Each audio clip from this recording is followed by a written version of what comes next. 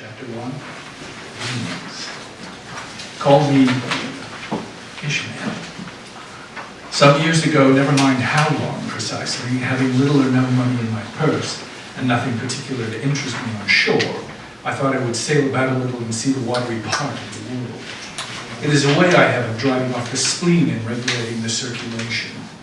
Whenever I find myself growing grim about the mouth, whenever it is a damp, drizzly November in my soul, whenever I find myself involuntarily pausing before coffin warehouses and bringing up the rear of every funeral I meet, and especially whenever my hypos get such an upper hand of me that it requires a strong moral principle to prevent me from deliberately stepping into the street and methodically knocking people's hats off, then I account it high time to get to sea as soon as I can. This is my substitute for pistol and ball. With a philosophical flourish, Cato throws himself upon his sword. I quietly take to the ship. There is nothing surprising in this, if they but knew it. Almost all men in their degree, sometime or other, cherish very nearly the same feelings toward the ocean with me. There now is your insular city of the Manhattoes, belted round by wharves as Indian Isles by coral reefs. Commerce surrounds it with her surf. Right and left the streets take you waterward.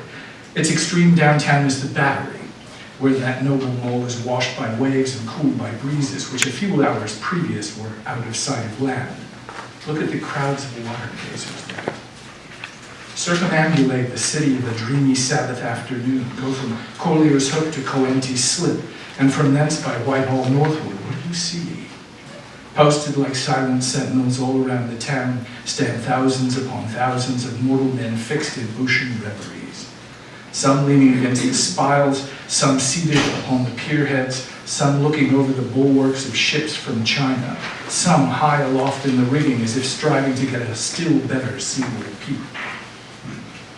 But these are all landsmen of weekdays, pent up in lath and plaster, tied to counters, nailed to benches, clinched to desks. How then is this? Are the green fields gone? What do they see? What do they hear?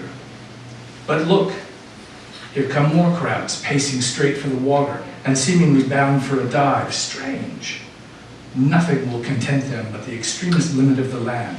Loitering under the shady lee of yonder warehouses will not suffice, no. They must get just as nigh the water as they possibly can without falling in, and there they stand, miles of them, leagues.